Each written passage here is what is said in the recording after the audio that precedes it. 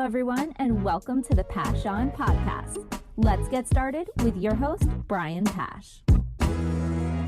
Hi, this is Brian Pash, and welcome to another exciting podcast interview. With me is Ben Chodor, CEO of CallRevu. Today, we're going to be talking about their customer-centric focus, breakthroughs in AI with training, the integration of the latest technologies from their acquisition, Interactive Tel. And so, Ben, let's get to it. How has it been since the acquisition, and how's that integration of these two excellent companies working together? The integration has been fantastic. It's two like-minded companies that came together with this obsession for our customers. What we kept on hearing from customers before the acquisition is, how do we start tracking every call? What do you know about phone systems? Which ones do you recommend? So we got this auto-centric phone system, and now we can track every call. Because before this, we were all about sales, service calls. Now we can take every call and give incredible data back to the customer. So it's broadened us. And we already had 5,000 customers. Now we have the 5,000 customers we had pre-acquisition, and we could walk in there and offer them the phone system and the total track box, which we're calling capture, so we can capture every call and give them back useful data to make decisions. Well, one of the things that we really loved about the new synergy and the new vision you're bringing to the company is your support for large dealer groups who have a customer data platform.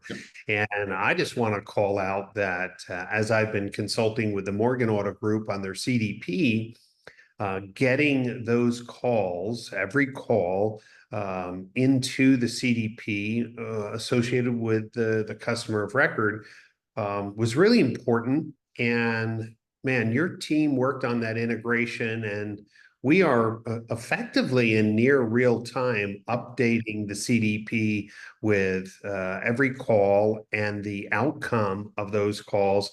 Let's talk about that vision, real-time insights on how every call was handled, what the call was about. What are some of your clients doing, say, outside of Morgan, with that type of tech platform and those type of insights? Well, there's three key things. One is they know how their employees are engaging with customers. Like, what is the customer intimacy? What is the customer journey? So they're learning, and they're also learning what are the questions that customers are asking, so they can share that information. And it's super valuable. Two, because we're giving them all the data, they can actually know why during the hours of like 3 p.m. and 4 p.m. do 25% of the inbound calls end up in voicemail? Why? And at that point, do we send it to a BDC, or do we tell people they can't take a break at that time? They get to now look at their operation and go, how can we do it better? So those are two. And then the third is, how do you run a business in today's world if you don't know what the voice of the customer is saying? And being able to hear what every single customer is saying on every call and what's important to them, and how much more knowledgeable customers are when they call now, especially to buy a car. Where the old days, they would call and say to a Honda dealer, what Hondas do you have in stock? Now they're going to call into a Honda dealer and they're going to say, I saw on your site you have this car. I saw it across the street for less money. What are you going to do about it? And they could answer, and they're just much more intelligent. And then also when calls go bad, it enables them, because we have these alerts, it allows managers to know, hey, I need to jump in. I'm going to call that customer right now. So it just creates that whole customer-centric organization that we all want to be.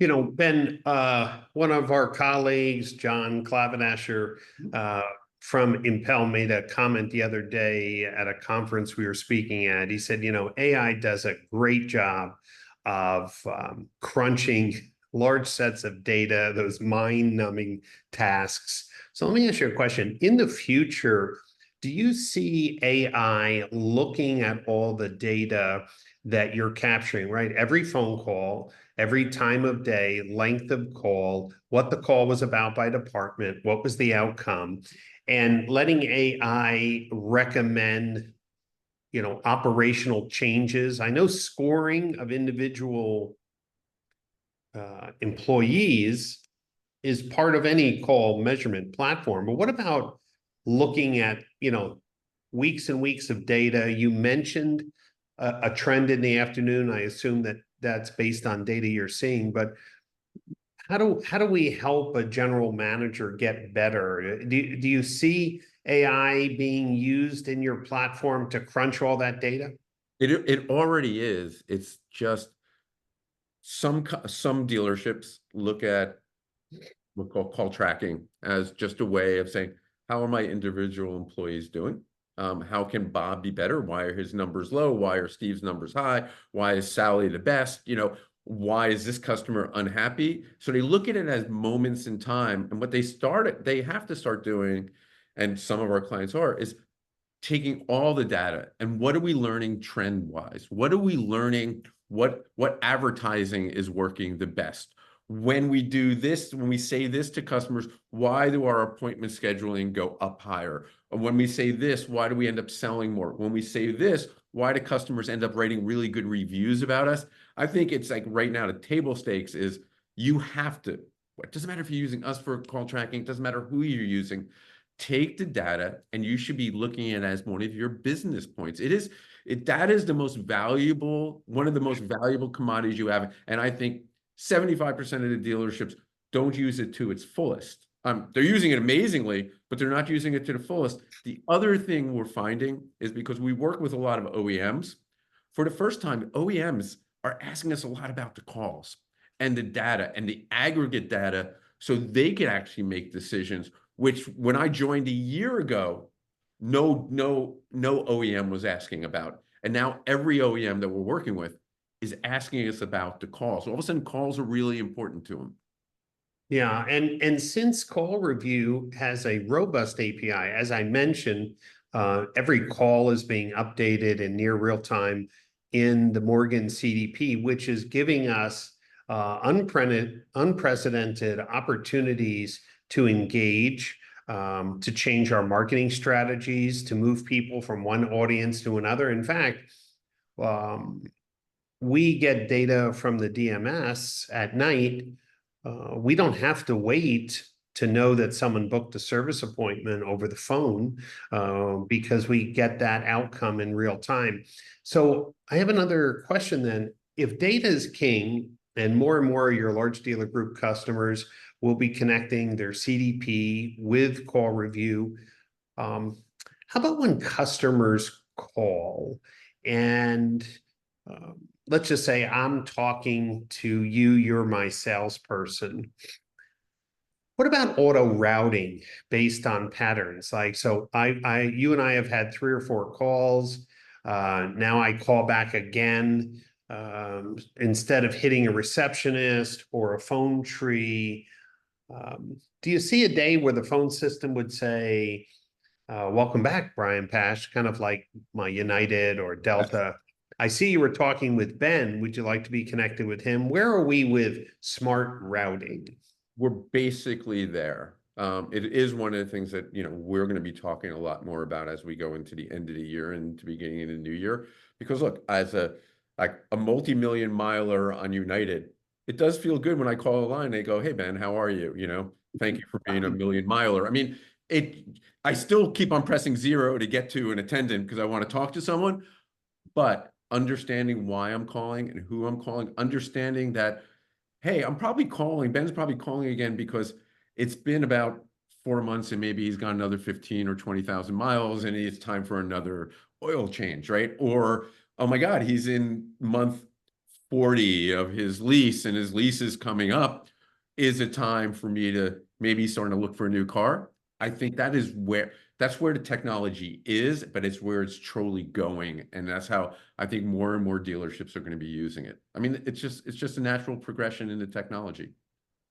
Well, one of the other things I want to just give a shout out to is your support of the Automotive Standards Council specification for GA4, sending events into GA4 from online click to call or online advertising. The industry is working out the bugs with GA4, trying to get everything together. I do want to thank you and your team for working with me and the council to really help improve digital marketing outcomes, because dealers really need to understand that the number one way in which consumers convert from digital advertising is the phone.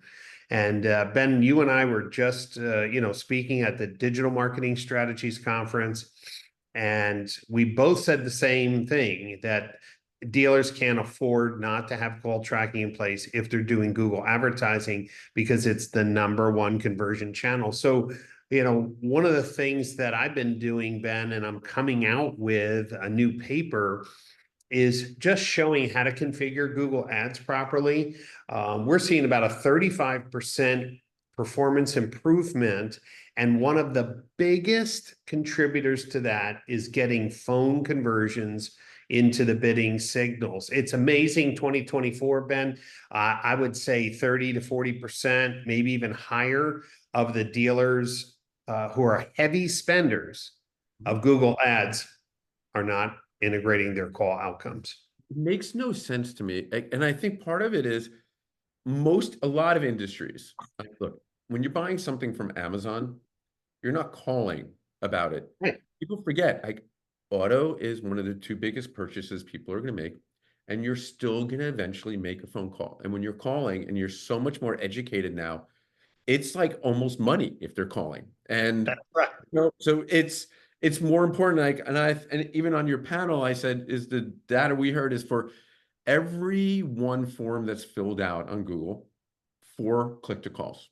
That is a mind-boggling number, because during COVID, yeah, I just want to fill out forms, send me lots and lots of information. Now we're back to our busy lives. I want to talk to someone, and I want to make a deal, and I want to get done and move forward. So if you're not answering your phones and you're not knowing what's going wrong or right, it's table stakes. Right. And I just want to say one more time, in case any of the dealers listening, or agencies, for the dealers, if you're spending tens of thousands of dollars of Google advertising a year and you do not have call tracking, you are wasting probably 10x what the platform costs. Dealers spend money on Facebook advertising. Dealers, listen to me. The new Facebook API allows you to bring call conversions into the bidding optimization. There's no excuse. And for the agencies who know they're only bringing in lead forms and maybe chats and not phone calls because the dealer didn't want to spend the money, I think it's your moral obligation to really educate them. And if you can't sell it, then get Ben on the phone. Yes. But under those circumstances, should an agency be running tens of thousands of dollars of digital marketing a month or a quarter, knowing that the phone call signals are not being used to optimize Google and Meta? Shame on you. You're at risk of losing your client, especially if we're talking about a 35% improvement in performance. Exactly. Talking about improvement in performance, Ben, we know that your customers, my customers, are always going through challenges on how do I train new employees to properly communicate on the phone? How do I train them how to ask questions that keep the conversation going, and how do I ask for the sale? Everyone's tried different ways, whether it's like, hey, watch this video or play this game. Let's just say most of them have fallen short. Bringing a sales trainer in is good for a month or two, and then people fade out. What is CallRevu doing to offer a breakthrough? Because when I heard about it, I was like, wow, yes, that's exactly a more sustainable path to help train employees about how they talk with customers. Well, I have 2 quick analogies about it. One is, there's this saying, one exec said to another exec, why are you spending so much money training your employees if they're all just eventually going to leave? And the comment the other executive said is, what happens if I don't and they stay, right? Like they're not trained. And then the other thing is, in all sports, there's the Malcolm Gladwell from Outliers, the 10,000 hour rule. Like Michael Jordan, 10,000 free throws before he was, an expert at shooting. Same thing in golf, same thing in baseball. And we're like, how do we enable salespeople, service people, even people in F&I? How do we enable them just to get better? And watching a video is not the same. All of us who speak at conferences, we pretend and we speak in front of a mirror before we do it, and we practice it. Like, if you're going to do a keynote, you're going to practice and practice and practice, but it's really a one-to-many. What happens when there's the interaction? So we said, what happens if we build a batting cage for employees? And what we call it is TestTrack. So it sort of plays into auto, but it's a two-way AI with unlimited amount of scenarios and playbooks that you could put into the system. And I get to either have the AI call me, or I call the AI, and the voice answers. And you get to either try to sell them on something, get to apologize for something that CSI that you did wrong, call them back for a misappointment, call them because they filled out a form, call them because they left a voicemail. And you get to practice and practice, and it grades you on how you're practicing. And you get to constantly do it. And here's the best. Even if you get a sales trainer, he comes in and you do a really good job, 3 months down the road, you kind of slip a little, but we all fall back into our ways. It's not just for new employees. An old employee can go in, I'm going to practice on hitting the curveball. I'm having trouble hitting a slider. I'm going to practice on that. And then I could come back and get better. And then where our AI is coming for the end of this year, because we launched this in about middle of September, but by fourth quarter, what we're going to add to it is, with our call tracking, when it reads and creates a summary for you, it can go, hey, Brian, maybe you should go into this TestTrack because you did a really good job, but you need to work on this. I love it because for me, I just would have to say I don't mind watching a video once, right? But I would want to practice. And what I've found in my career, I've gotten better at presenting to dealers by presenting to dealers, and not by listening to a sales coach and like, this is how you do the close. Because look, every scenario is different. I love the fact that AI can change the simulation, make it harder or easier, can be more dynamic and unpredictable, whatever the dealer wants.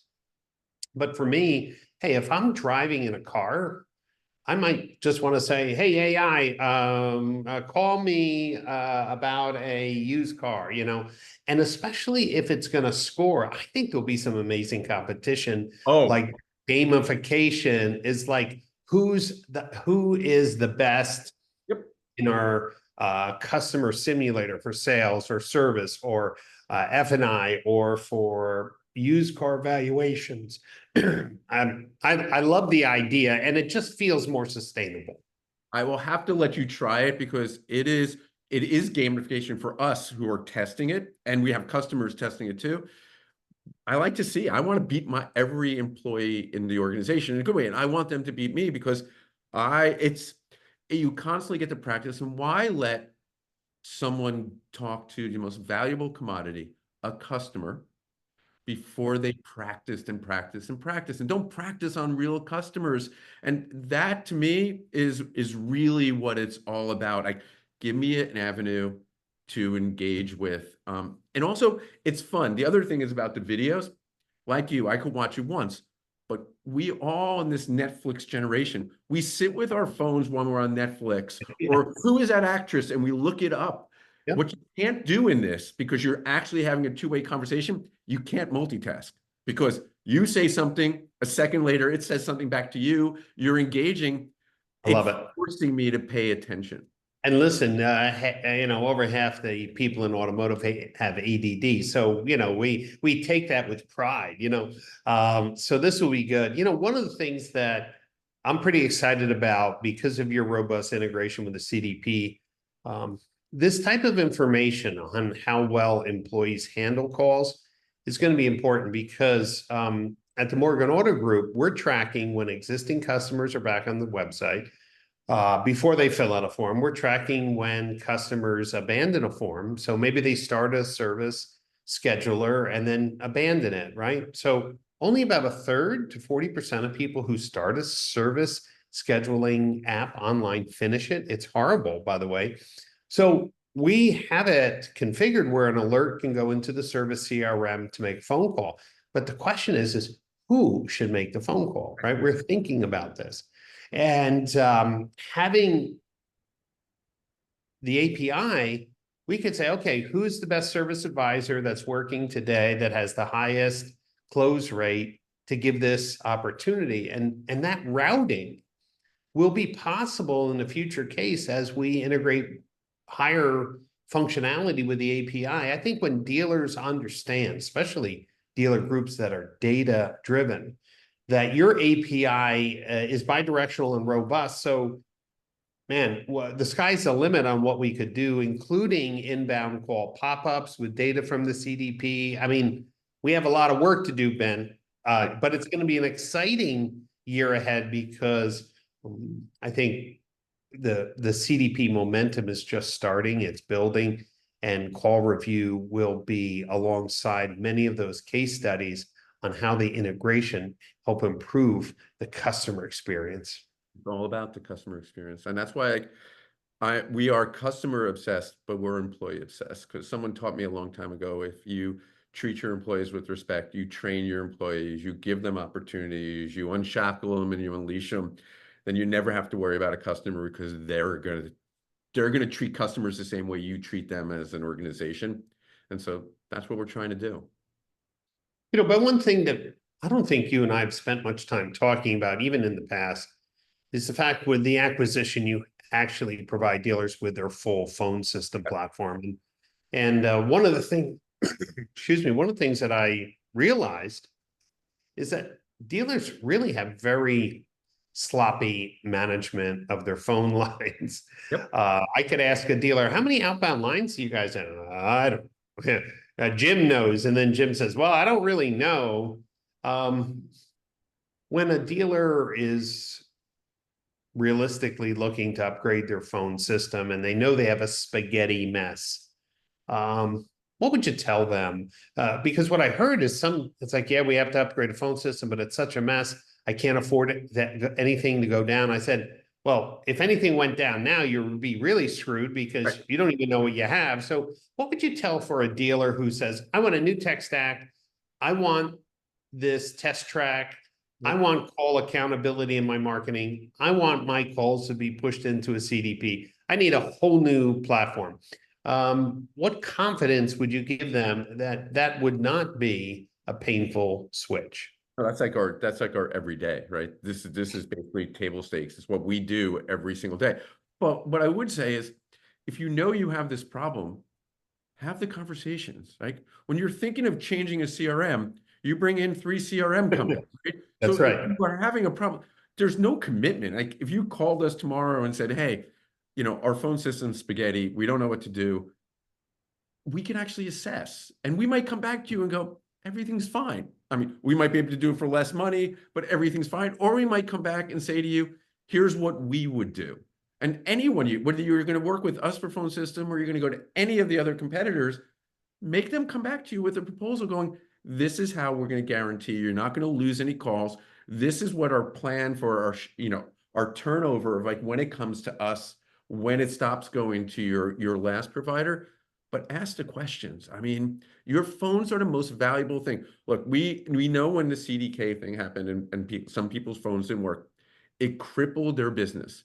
Yes. So imagine if everything's right in the whole world of CRMs, everything else, and your phone system go down. Or because it's spaghetti, how many calls are you getting right now that people just go through your IVR loop and hang up and call the dealer across the street or get into voicemail? You need to make sure your phones are like this streamlined, working really, really good. It should be dial tone, right? It should work every single time, and it should get you to who you need to be as soon as and as fast as possible. And one other practical thing, no phone system can guarantee a real person was there to pick up. So when a call goes to voicemail, the dealers, please listen. Don't tell me that everyone's being called back. Don't tell me that unless you're checking that. I do have some groups where the reception's checking CallRevu to see those abandoned calls or missed calls or voicemails and calling them back. But what happens when the receptionist is busy? Really understand, look, the data is there. Don't assume that everything is being handled properly. Do not assume that people who go to voicemail are being called back. Don't assume. Take the time to look, because more and more options are available in technology. As Ben was talking about, manager alerts, hot calls, looking at sentiment analysis. Don't say your people are doing a great job on the phone or you're handling problems well. Don't say that unless you're looking at the data. And I think that's the beauty of the platform. If you really want to know, the data's there. But look, you and I we had a conversation at your last conference. We're talking about all the inbound calls. We're also tracking the outbound calls. But when 20 to 30% of your lines are marked as spam, and you're wondering why they're not being answered or why they're going to voicemail, it's two-way. You need really good hygiene everywhere. If I know that 35% of your calls inbound are going to voicemail, there's things we can do. Add more attendants, route it differently. There's a million things we could do. But when you have 30 or 25% of your calls outbound aren't being answered and you're going, why? And whoa, I could just fix this by, using something that mitigates spam. Why wouldn't you do it? Exactly. Well, I mean, this call today that we're having is just so timely. Dealers are struggling to remain profitable depending on the brand. Toyota dealers are pretty darn happy, and Stellantis dealers are at their wits' end. But here's what I found. Any dealer can improve their efficiency if they looked at the data. It could be their marketing data. It could be their sales process data. But one of the things that you mentioned, and I've mentioned thousands of times, is that all transactions pretty much today involve the phone. And if you're wondering why you're losing deals to another local brand, Urban Science has a great report called Sales Alert. It shows you which leads in the CRM defected and to which brand. And people could be scratching their head, like, how come I keep on losing? Well, it could be sales process, could be phone process, could be the spam. Meaning, if the way that we sell cars is the phone, really, the challenge I have for everyone is, how good are you? How disciplined are you to look at your phone data? It's people say, oh, it's your pricing or it's your photos. Hey, what if those calls are not getting picked up, Ben, as you mentioned? What if your call to connection rate is the lowest in the market?